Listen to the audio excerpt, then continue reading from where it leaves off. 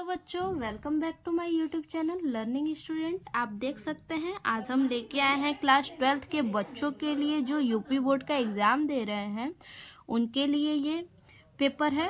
ठीक, खेल तथा शारीरिक शिक्षा। पेपर का नाम क्या है? खेल तथा शारीरिक शिक्षा, sports and physical education. Class 12th के बच्चों के लिए है।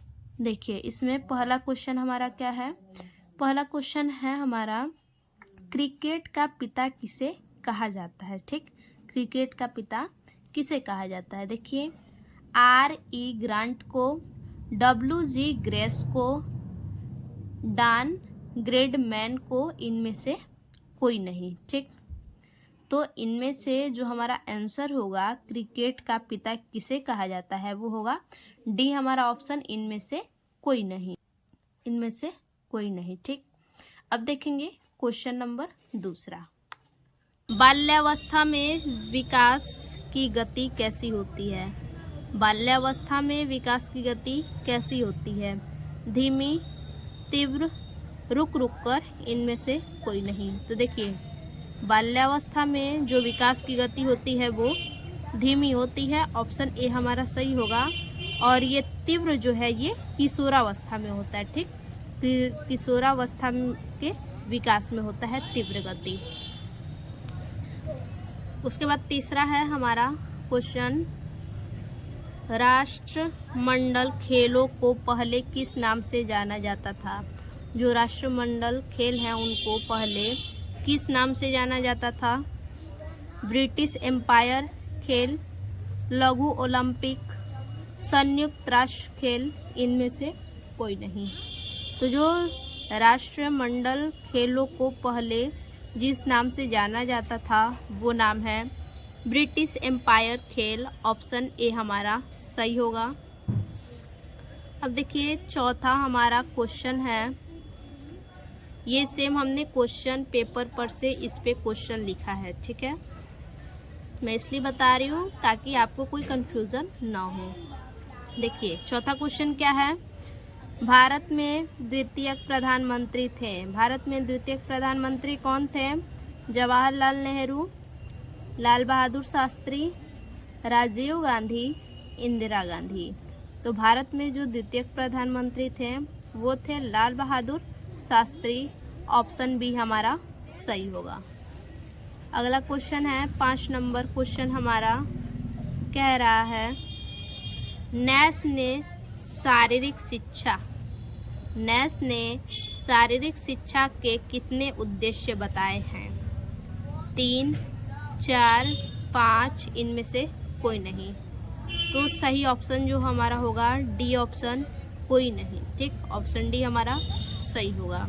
नैश ने शारीरिक शिक्षा के 8 उद्देश्य बताए हैं। ठीक, अगर आपके ऑप्शन में 8 न दे के 7 रहेगा तो भी आप लगा दीजिएगा, 7 और 8 दोनों हो सकता है।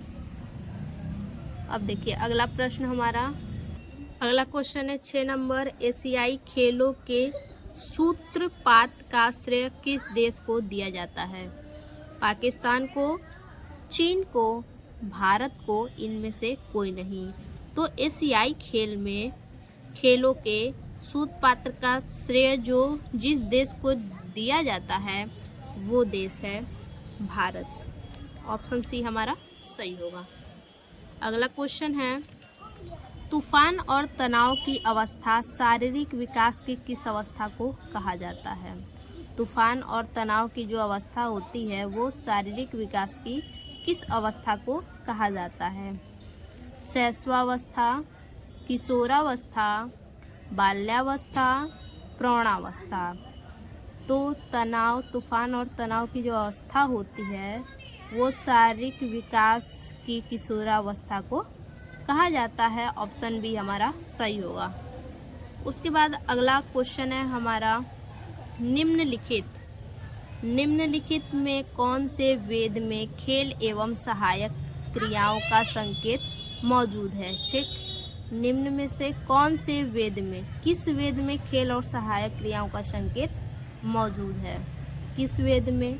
ऋग्वेद में, अथर्ववेद में, सामवेद में, यजुर्वेद में। तो जो क्रियाएं मौजूद हैं, खेल और सहायक क्रियाएं जो मौजूद हैं उनका संकेत जो होगा ऋग वेद होगा। ठीक, ऋग वेद में। अगला क्वेश्चन है हमारा 9 नंबर। प्रथम एफओएशियाई खेलों का आयोजन कहाँ किया गया? जब प्रथम एफओएशियाई खेल हुआ तो इस खेल का आयोजन कहाँ किया गया?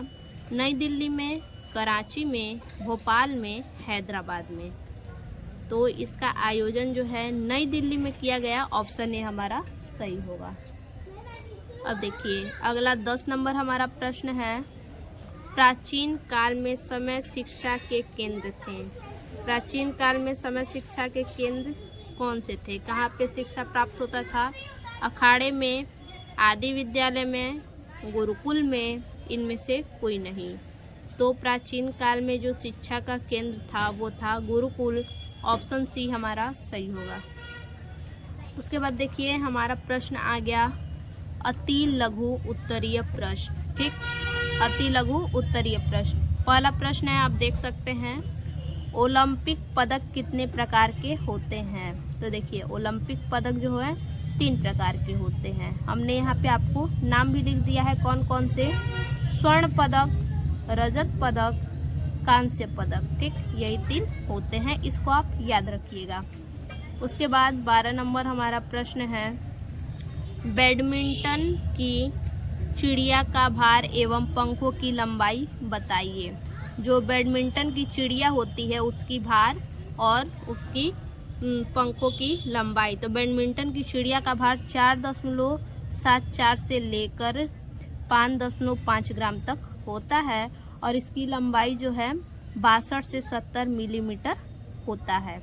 और बता दें आपको कि जो पंख होता है, पंख का संख्या कितना होता है चिड़िया में? तो पंखों की संख्या 16 होता है। आपसे पंखों की संख्या भी पूछ सकता है। ठीक, तो बैडमिंटन की चिड़िया में पंखों की संख्या याद रखिएगा 16 होता है और जो पंखों की लंबाई है वो 62 से 70 मिलीमीटर होता है और भार जो चिड़िया का है 4.74 ग्राम से 5.5 ग्राम तक होता है।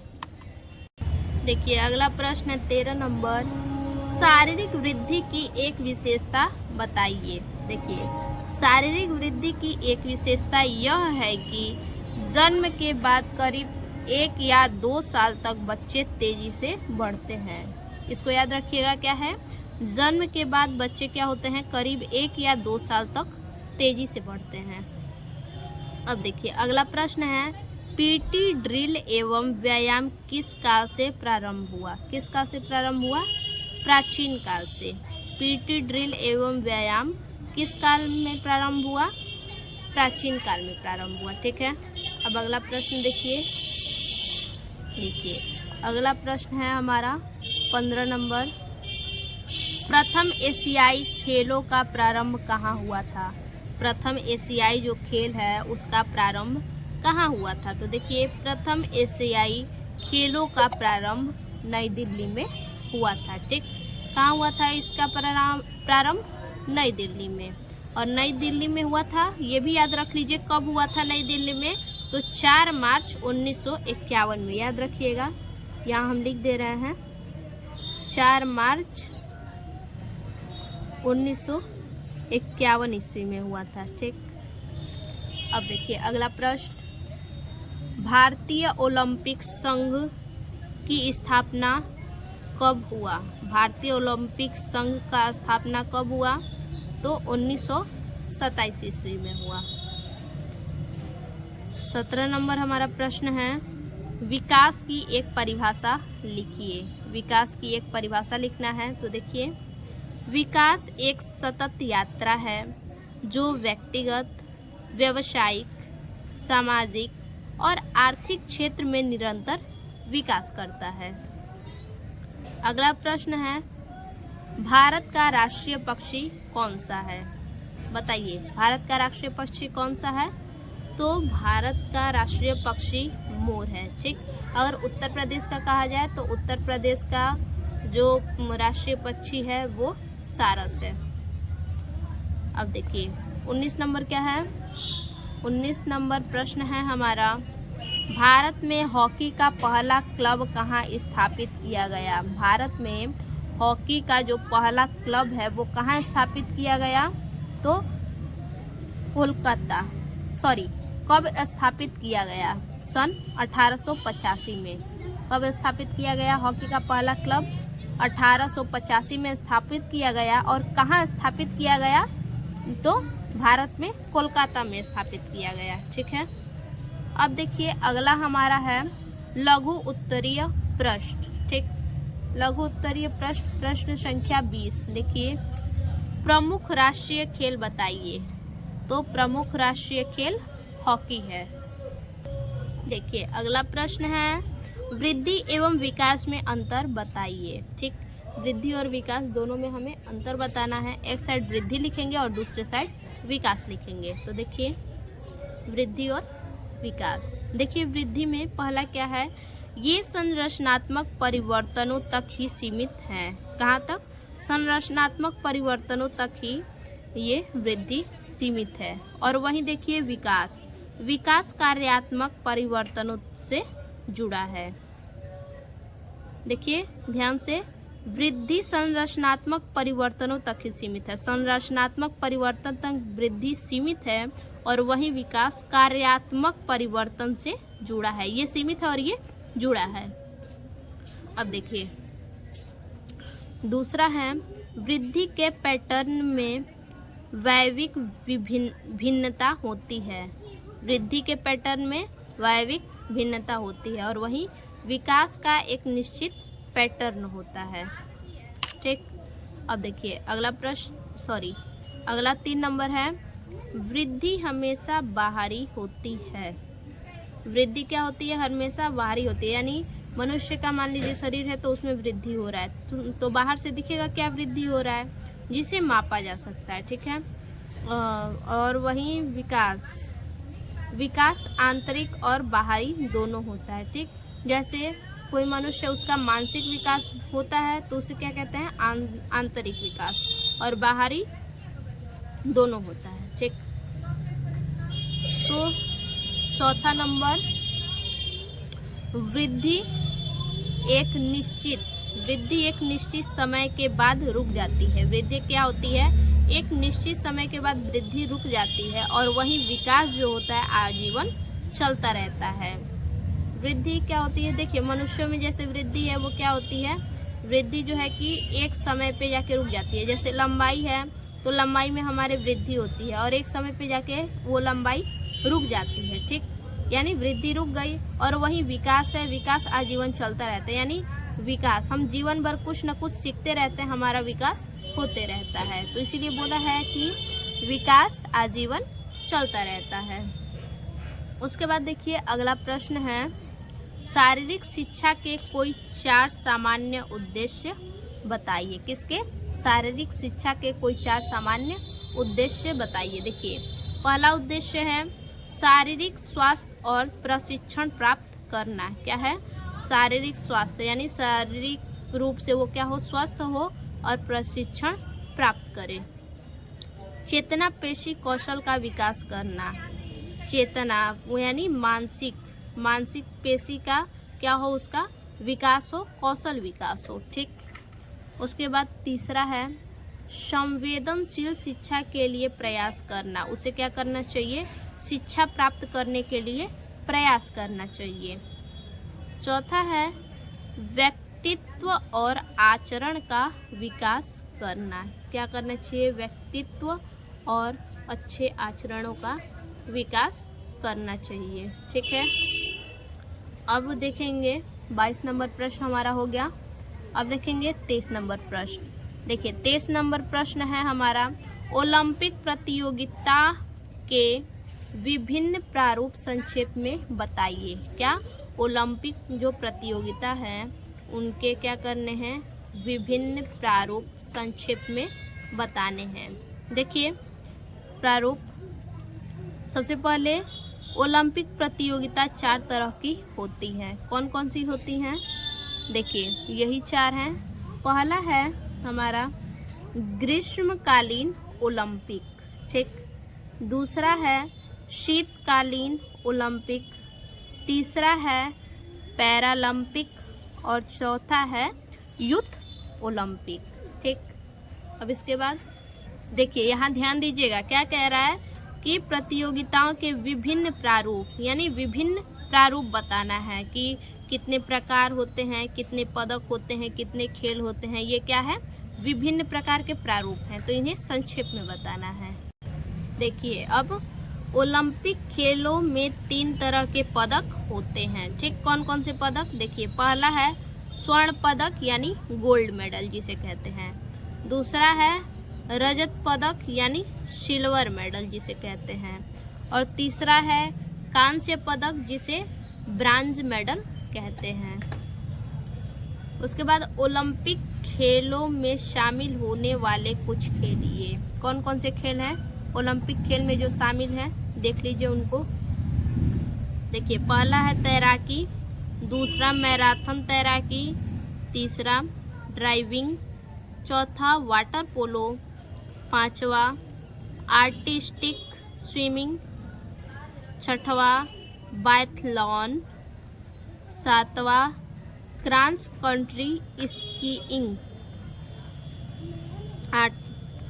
आठवां कर्लिंग, नौवां है फिगर स्केटिंग। इसके अलावा और भी है, लेकिन इतना लिख देंगे आप, बहुत है, इतना सही है। ठीक, अब इसके बाद अगला प्रश्न हमारा है दीर्घ उत्तरीय प्रश्न। ठीक, दीर्घ उत्तरीय प्रश्न है।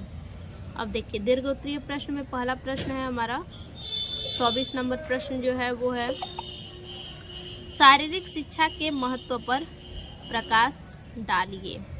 शारीरिक शिक्षा के महत्व पे हमें क्या करना है, प्रकाश डालना है। देखिए हेडिंग डालेंगे शारीरिक शिक्षा का महत्व। इसके बाद लिखेंगे शारीरिक शिक्षा हमारे विद्यार्थियों में, शारीरिक शिक्षा क्या है, हमारे विद्यार्थियों में शारीरिक गतिविधियों की एक श्रृंखला में भाग लेने की क्षमता और आत्मविश्वास का निर्णय करती है। ठीक, ध्यान से समझिएगा इसको। शारीरिक शिक्षा हमारे विद्यार्थियों में, जो विद्यार्थी हैं उन विद्यार्थियों में शारीरिक गतिविधि क्या है, एक श्रृंखला में भाग लेने की क्षमता और आत्मविश्वास का निर्णय करती है, यानी एक तरह से आत्मविश्वास होता है। ठीक, एक श्रृंखला में भाग लेने की उनमें क्षमता होती है, उसे शारीरिक शिक्षा कहते हैं, जो स्कूल के अंदर और बाहर उनके जीवन का केंद्रीय हिस्सा बन जाता है। ठीक, क्या होता है, शारीरिक शिक्षा जो है कि स्कूल के अंदर और बाहर क्या होता है, ये उनके जीवन का केंद्रीय हिस्सा बन जाता है। ठीक, स्टूडेंट लाइफ में क्या है कि स्कूल एक ऐसा है स्टूडेंटों के लिए जो उनके जीवन में एक केंद्र का हिस्सा बन जाता है। शारीरिक शिक्षा छात्रों में शारीरिक गतिविधियों की एक श्रृंखला में भाग लेने की क्षमता और आत्मविश्वास विकसित करती है। क्या कह रहा है, शारीरिक शिक्षा क्या है, छात्रों में शारीरिक गतिविधियाँ, जो छात्रों में शारीरिक गतिविधियाँ होती हैं उन गतिविधियों की एक श्रृंखला में भाग लेने की क्षमता, उन छात्रों में जो शारीरिक गतिविधि है उनको क्या है कि एक श्रृंखला में भाग लेने की क्षमता और आत्मविश्वास विकसित करती है शारीरिक गतिविधियाँ। ठीक, छात्रों के लिए जो स्कूल के अंदर और बाहर क्या है, जो स्कूल के अंदर और बाहर दोनों जगह उनके जीवन का एक केंद्रीय हिस्सा बन जाता है। वो क्या होता है, स्टूडेंटों के लिए स्कूल के अंदर और बाहर दोनों जगह उनके जीवन का एक केंद्रीय हिस्सा बन जाता है। वे शरीर और दिमाग के लिए स्वस्थ सक्रिय जीवन शैली के वे शरीर और दिमाग के लिए स्वस्थ सक्रिय जीवन शैली के महत्व के बारे में सीखते हैं। क्या सीखते हैं, जीवन शैली के महत्व के बारे में सीखते हैं। स्कूली पाठ्यक्रम में शारीरिक शिक्षा की आवश्यकता और महत्व पर पर्याप्त जोर नहीं दिया जा सकता। ठीक, तो ये इस प्रकार से हो गया शारीरिक शिक्षा का महत्व। अब अगला देखते हैं 25 नंबर प्रश्न। देखिए 25 नंबर हमारा प्रश्न है, विश्व में सर्वाधिक लोकप्रिय खेल के रूप में फुटबॉल की विवेचना कीजिए। क्या करना, हमें फुटबॉल की विवेचना करना है। फुटबॉल के बारे में जो कुछ भी आप जानते होंगे वो सब लिख देंगे, ठीक। तो देखिए, विश्व का सबसे लोकप्रिय खेल है फुटबॉल। सबसे लोकप्रिय खेल क्या है? फुटबॉल है। इसका अंदाज़ा फीफा के 208 सदस्य देशों की संख्या को देखकर ही लगाया जा सकता है। इसका अंदाज़ा कैसे लगाया जा सकता है? फीफा के 208 सदस्य देशों की संख्या को देख करके। और भारत के तथाकथित लोकप्रिय राष्ट्रीय खेल क्रिकेट से, हमारे भारत का लोकप्रिय जो खेल है वो क्या है? क्रिकेट है। तो क्रिकेट से इनकी तुलना की जाए तो यह खेल साकर से काफ़ी पीछे है। ये जो फुटबॉल खेल है वो साकर से काफ़ी पीछे है, क्योंकि आईसीसी में पूर्ण सदस्य देश गिनती केवल 10 ही है। आईसीसी में पूर्ण सदस्य कितने हैं? देश गिनती केवल 10 ही हैं। प्रत्येक 4 साल बाद फीफा द्वारा आयोजित, फीफा क्या है? फीफा एक देश है, ठीक। फीफा एक देश है सदस्यों की, कितने? 208 सदस्यों का एक देश है फीफा। तो वही बोल रहा है कि प्रत्येक 4 साल बाद फीफा द्वारा आयोजित फुटबॉल विश्व कप में फुटबॉल फीवर को देखा जा सकता है, ठीक। फीफा द्वारा आयोजित फुटबॉल जो है विश्व कप में फुटबॉल फीवर को देखा जा सकता है, जिसमें इन सदस्य देशों में 32 देश हिस्सा लेते हैं। इसमें कितने देश हिस्सा लेते हैं? 32 देश। फुटबॉल फीवर में 32 देश हिस्सा लेते हैं। पेले, माराडोना, रोनाल्डिन्हो और डेविड बेकहम जैसे स्टार फुटबॉलरों का, ये सब क्या है? ये जो फुटबॉलर स्टार हैं उनका दुनिया में बोलबाला है, ठीक। इनका क्या है? दुनिया में बहुत ही ज़्यादा बोलबाला है, वाहवाही है। अगर भारत की बात की जाए तो यहाँ कोलकाता को पहले फुटबॉल का मक्का कहा जाता था। कोलकाता को क्या कहा जाता था? पहले फुटबॉल का मक्का कहा जाता था। लेकिन अब यह खेल केरल और गोवा में अपने पैर पसारने लगे हैं। लेकिन ये खेल क्या है? अब केवल कोलकाता में ही नहीं बल्कि केरल और गोवा में भी अपने पैर पसारने लगे हैं, ठीक। कोलकाता के मशहूर क्लब ईस्ट बंगाल, कोलकाता का मशहूर क्लब कौन सा है? मशहूर क्लब ईस्ट बंगाल और मोहन बागान ने शुरू से ही अपनी पैठ जमाई है, ठीक। और यहाँ फुटबॉल की लोकप्रियता का अंदाज़ा स्टेडियम में बैठे दर्शकों से लगाया जा सकता है। तो इस प्रकार से हो गया विश्व में सर्वाधिक लोकप्रिय खेल के रूप में फुटबॉल की विवेचना हमने कर दिया। अब देखेंगे अगला प्रश्न संख्या 26। देखिए 26 नंबर प्रश्न है, किशोरावस्था की समस्याओं के समाधान हेतु सुझाव दीजिए। किशोरावस्था की समस्याओं जो समस्या है उनके समाधान के लिए किस प्रकार समाधान कर सकते हैं, सुझाव देना है, ठीक। तो देखिए सबसे पहले हेडिंग डालेंगे, किशोरावस्था की समस्याओं के समाधान के लिए सुझाव निम्न है, ठीक। इसको हम पॉइंट वाइज करके लिखेंगे। पहला पॉइंट हमारा रहेगा, किशोरों को स्वस्थ आहार और शारीरिक गतिविधियों के लिए प्रोत्साहित करना चाहिए, ठीक। क्या है? किशोरों को स्वस्थ आहार यानी स्वच्छ भोजन और शारीरिक गतिविधि के लिए किशोरों को प्रोत्साहित करना चाहिए। दूसरा, किशोरों को बुरी आदतों से दूर रहने के लिए जागरूक करना चाहिए। जो भी बुरी आदतें हैं, बुरी चीज़ें हैं, उनसे क्या करना चाहिए? किशोरों को मना करना चाहिए, दूरी रखना चाहिए और उन्हें जागरूक करना चाहिए, बताना चाहिए कि वो क्या करें, बुरी आदतों से दूर रहें। उसके बाद हमारा तीसरा है किशोरों को यौन शिक्षा देनी चाहिए। ठीक, किशोरों को क्या करनी चाहिए, हमें यौन शिक्षा देनी चाहिए, इसके बारे में उनको समझदारी लानी चाहिए, जागरूक करना चाहिए यौन शिक्षा के प्रति। चौथा पॉइंट है किशोरों को सकारात्मक बदलाव लाने के लिए, किशोरों को सकारात्मक बदलाव लाने के लिए प्रोत्साहित करना चाहिए कि वो क्या करें, निगेटिविटी को ख़त्म करें और पॉजिटिव थिंकिंग की ओर अपना कदम बढ़ाएं। ठीक, लेकिन आजकल क्या है, निगेटिविटी पहले समझेंगे, पॉजिटिव थिंकिंग बाद में। तो इसीलिए हमें क्या सकारात्मक थिंकिंग के तरफ क्या करना चाहिए, प्रोत्साहन करना चाहिए, सुझाव देना चाहिए किशोरों को कि ये चीज़ सकारात्मकता से सोचो।